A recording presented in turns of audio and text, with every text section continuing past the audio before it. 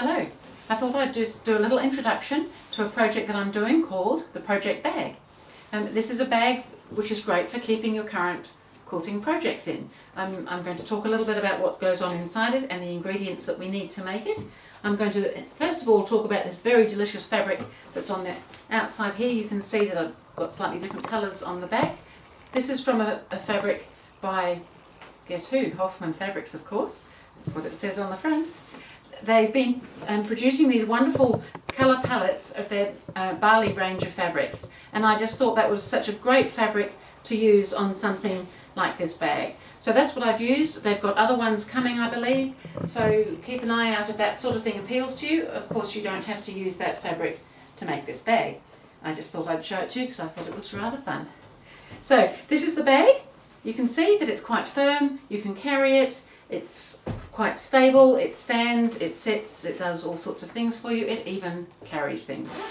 So we've got this nice zipper here that zippers around to there, so that when you open it up you've got this nice lot of segments for things in here. So we've got a nice mesh pocket up here that you can keep things in.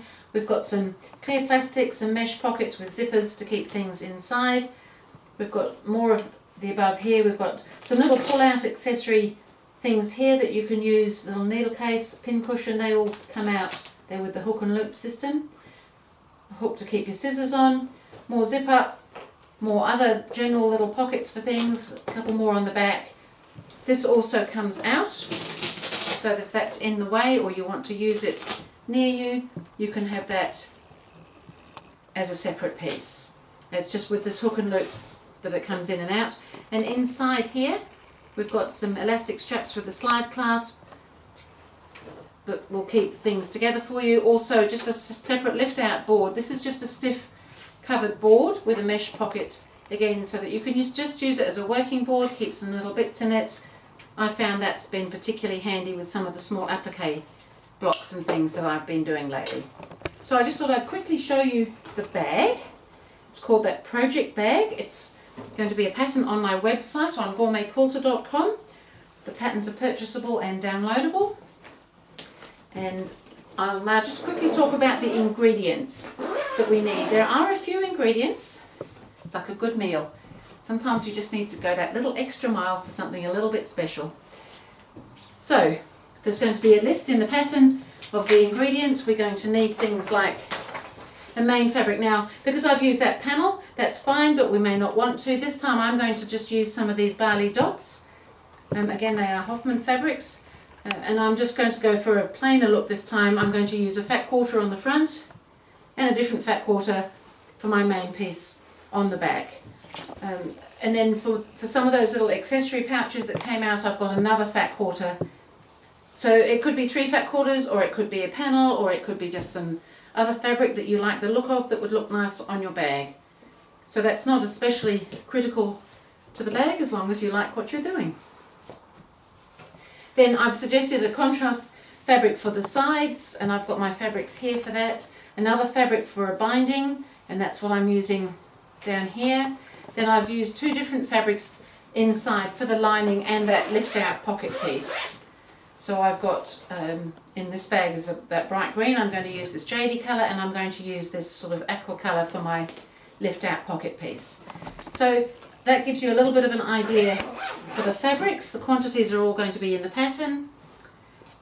There's some mesh for the pocket. Then we need some of the soft and stable batting. This is a batting from byannie.com. This is a delicious batting. It's like a foam, so it holds its shape really nicely. So we've got that in there. We've also got this quite stiff fusible product.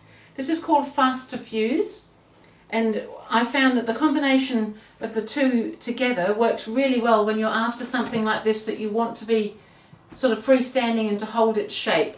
More so, the batting will hold shape for bags and things, this will hold shape, but the combination gives you that nice bit of softness, shape, all of those things. So moving on here, we still need a few other ingredients.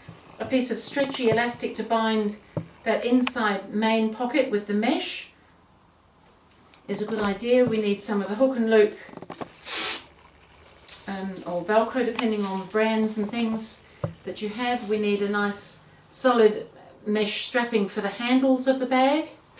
We need some clear plastic for some of those pockets inside. So some of this you could change. You may not want mesh, you may not want clear plastic, they could just be fabric pockets. But this is how I've set it all out. Then all those zippered pockets inside need some zippers. So we've got a few zippers. Again, they could be different colours. I've gone with all one colour. And then the main zipper for around here I've used a continuous zippering. So rather than buying a length, because it was quite long, it requires to be somewhere around 50 inches, I think. I can't buy zippers that long. But if you get this continuous zippering, and you can get the little zipper pulls, because we'll have a couple of them on there. See, I've got some coloured pulls on my zipper here. So you can get the continuous zippering and some zipper pulls. That's kind of fun. Makes it into a more fun project. There's some elastic for that strap that's inside the base. There's a slide clasp. There's a hook, like a little clasp, metal clasp for the scissors inside. There's some quite stiff cardboard for that board that we cover and put a mesh pocket on inside. So that's pretty much all those ingredients. So it looks quite a lot, but think of it as a nice special dinner. So we're doing a little something special, and we need just a few extra things to what we might normally need. And then just with you, you're obviously going to need a rotary cutter and ruler and your board. And I'm suggesting with cutting things like the faster fuse and the soft and stable batting, that maybe a larger or certainly a longer ruler. It doesn't have to be as wide as this, but a longer ruler will help, because you can't always fold like fabric. You can fold down into a shorter size. These are a little bit harder to do that with. So I will do a video on some of the cutting, because that's a little bit tricky to cut. But on this video we're just talking about the ingredients and getting ourselves organised. You're going to need a sewing machine, you're going to need your iron. With your sewing machine, obviously you need some thread. I'm using a delicious Oracle thread there. I've suggested on the pattern that you might want some good sturdy pins or long pins. These flower head pins are really good for that sort of thing.